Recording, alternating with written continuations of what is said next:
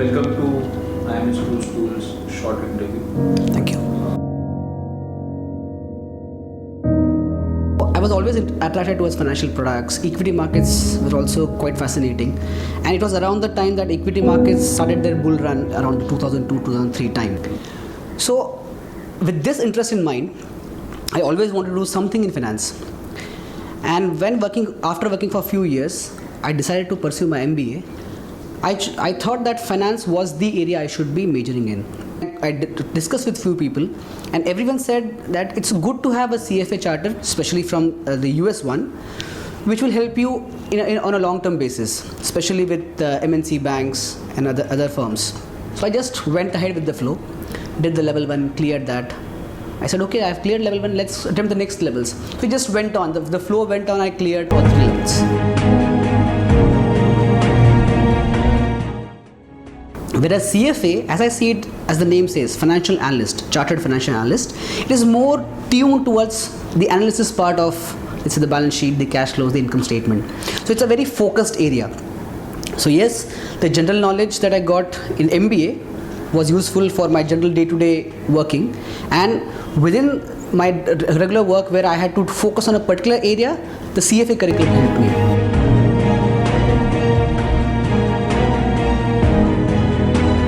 So a CA is expected to, let's say, keep the track of the accounting of the company, make historical statements to a large extent, and to some extent go on the forecasting side of things, like helping in the financial modeling.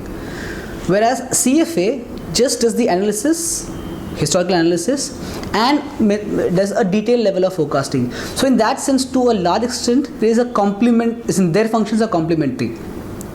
But traditionally, the roles that CAs get, at least in the beginning level, to a large extent, is accounting, say auditing or those kind of roles. Whereas at the entry level, a CFA guy might get directly moved to the analyst, maybe a junior analyst role, a senior analyst role. A CA, for it to go to an analyst level, probably has to spend some time in auditing, maybe, and then move to, say, a junior analyst role. But if he likes auditing, well and good, he might as well choose that. So I would say look at what interests you and then take a call. So let me quote my example only.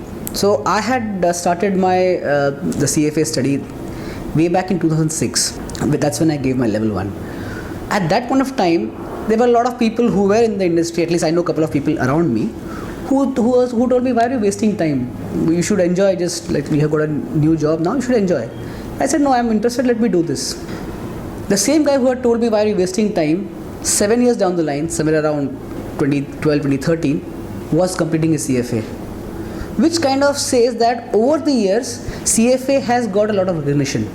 In fact, I would say at this point of time, if you don't have a CFA, people will kind of ignore you.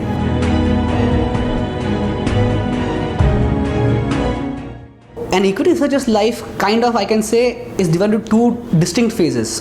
So what we call as the earnings time and the non-earnings time. So earnings time essentially refers to the time that companies report their earnings. So there, as soon as the company reports, you are supposed to do the analysis in as quick time as possible and send out, let's say, the analysis to your traders, maybe to your clients, so that you are able to beat the other people on the street. So life is quite hectic during that so-called earnings phase, and if you are unlucky, you could have 2 or 3 companies of your sector reporting on the same day. The non-earnings time is typically relatively relaxed, wherein, let's say, you walk into the office, you might check up the news that has happened in your sector. You'll try to see what kind of impact that news or that event will have on the companies that you track, and based on that, you would come up with some kind of analysis and then send it out to your traders, to your clients again. In these 2 distinct phases, the work more or less remains same, but the pace at which you have to carry out that analysis differs.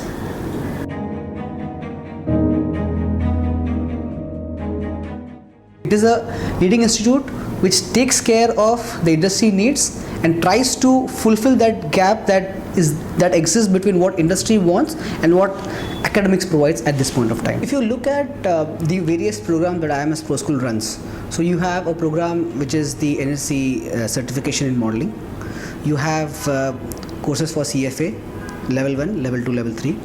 You also have the CIMA program, which is for the management accounting side. So each program that they have is tuned towards a particular the skill that can be developed for the aspirants. Proschool is trying to say roll out programs which different set of aspirants can look forward to. Thank you.